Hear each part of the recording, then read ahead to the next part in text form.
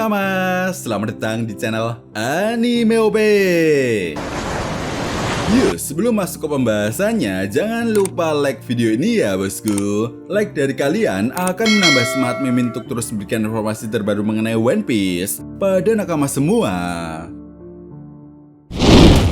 Melanjutkan pembahasan admin anime OP sebelumnya, setelah Monkey D. Dragon berhasil mengajar ketiga Gorosei sekaligus, yaitu Gorosei Garling, Mars, dan juga Gorosei Jupiter, kali ini kita diperlihatkan Im Sama yang telah mengambil alih tubuh Garling. Yap, rupanya alasan Im Sama mengambil alih tubuh Garling karena sang penguasa tahta kosong tersebut ingin melihat bagaimana situasi di Tanah Suci Mirijoa. Namun betapa terkejutnya Im Sama setelah melihat ketiga Gorosei tidak berkutik oleh kekuatan buah iblis legendaris yang dimiliki oleh Monkey D. Dragon. Nah, menariknya, tepat di momen ini, kita diperlihatkan sebuah flashback singkat saat Dragon dan organisasi Revolutionary Army sedang berlatih untuk melakukan persiapan dalam penyerangan yang akan mereka lakukan di Tanah Suci Mirijoa.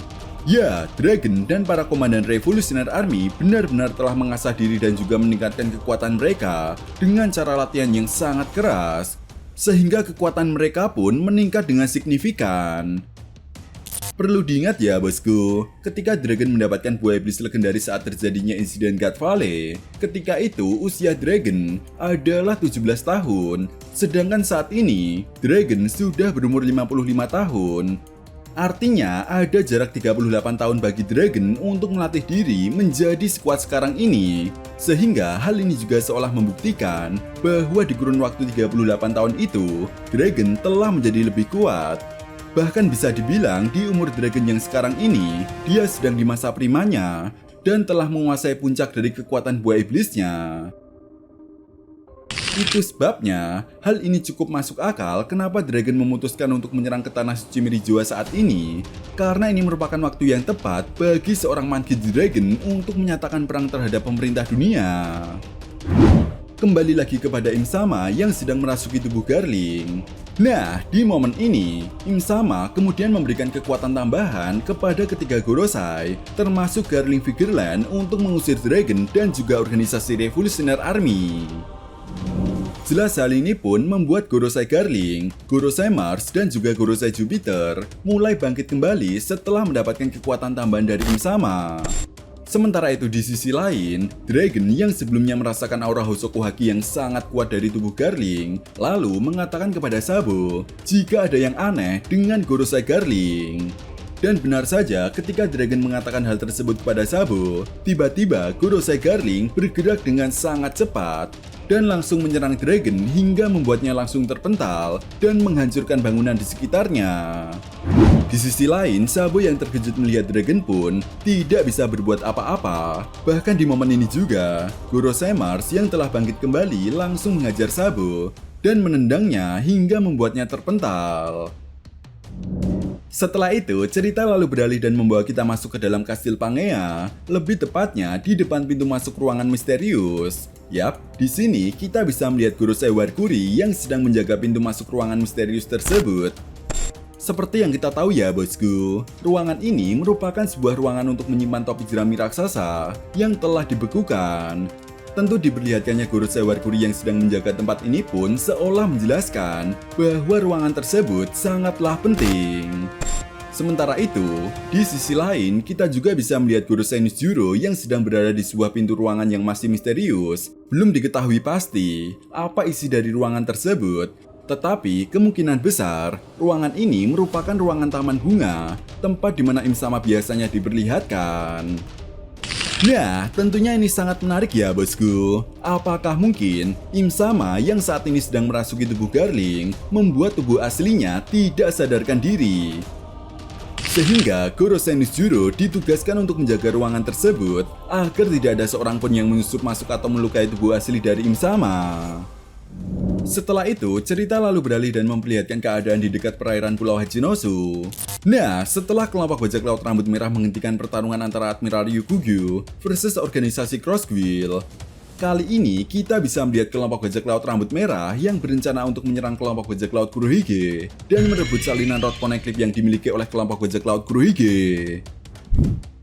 Namun kedatangan kelompok bajak laut rambut merah ini rupanya langsung diketahui oleh Alvaro Pizarro, di mana seperti yang kita tahu, berkat kekuatan buah iblis yang dia miliki, Pizarro mampu merasakan adanya penyusup yang akan masuk ke Pulau Hachinosu. Jelas Kurohige dan kelompok bajak lautnya yang mengetahui hal itu pun sangat terkejut. Bahkan Kurohige tidak percaya di saat-saat mereka akan melakukan pergerakan, ada saja masalah yang harus mereka hadapi. Dan tanpa basa-basi lagi, sang kaisar lautan Marshal Ditich selalu memerintahkan anak buahnya untuk dimode siaga. Sementara Alvaro Pizarro diperintahkan untuk menyerang dan mengulur waktu agar Zhang dan kelompok bajak lautnya tidak masuk lebih dalam ke Pulau Hachinosu. Mendengar hal itu, kita pun diperlihatkan beberapa anggota bajak laut Kurohige yang mulai bergerak untuk menghadapi kelompok bajak laut rambut merah. Sementara itu di sisi lain, Zhang langsung menggunakan kekuatan Kenbunsoku Haki tingkat tingginya untuk melihat masa depan. Dan benar saja, tangan raksasa Alvaro Pizarro akan menghancurkan kapal kelompok bajak laut rambut merah. Namun berkat Zhang yang telah menggunakan kekuatan Kenbunsoku Hakinya, dia pun langsung melancarkan tebasan Bushoku Haki dan Hosoku Haki tingkat tinggi, hingga membuat tangan dari Alvaro Pizarro pun terbelah dan hancur. Jelas hal ini pun berefek langsung pada Alvaro Pizarro, di mana Pizarro sendiri dapat merasakan rasa sakit yang sangat luar biasa, meskipun dia hanya mengendalikan Pulau Hachinosu berkat kekuatan buah iblisnya.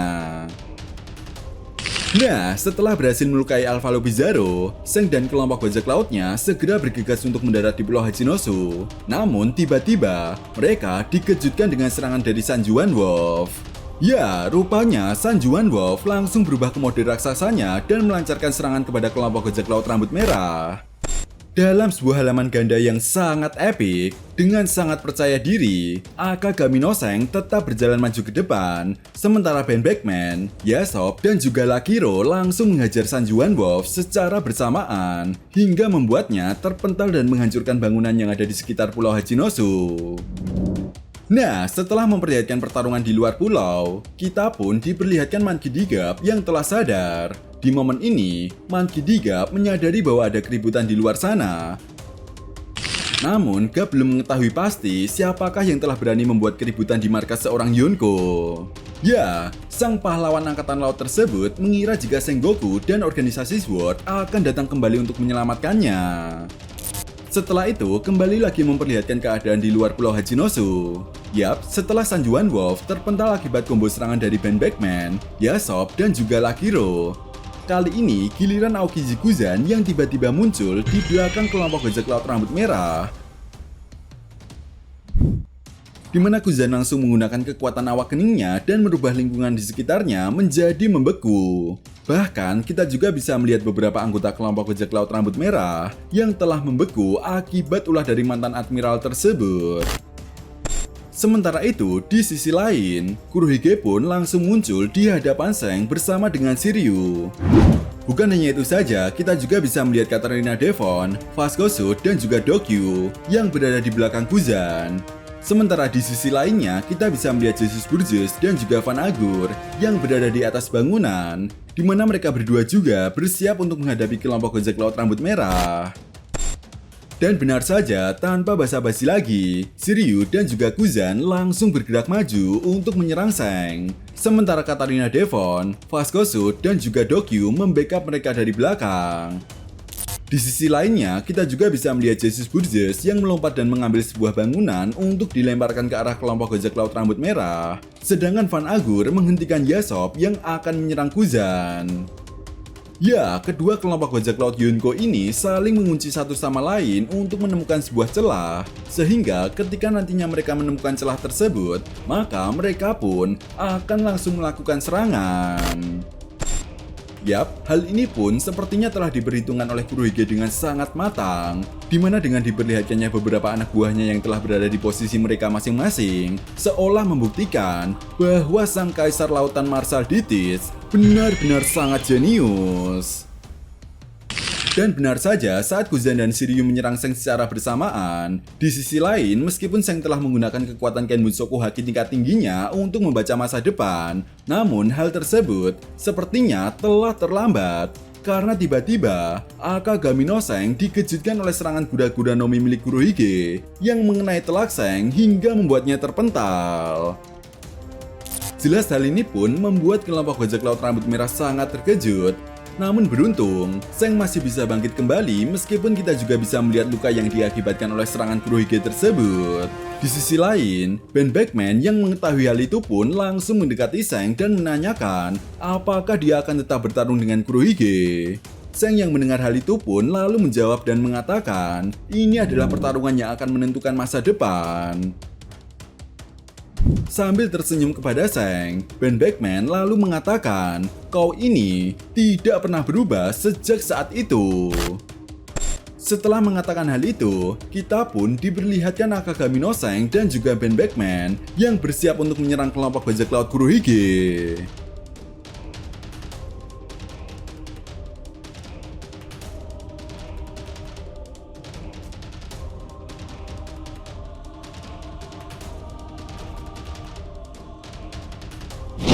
Nah, itu tadi merupakan pembahasan dan hal menarik pada channel Anime OP kali ini. Jadi, bagaimana menurut nakama semua? Jika kalian punya pendapat lain atau teori tentang pembahasan kita kali ini, silahkan tuliskan pendapat kalian di kolom komentar ya, bosku.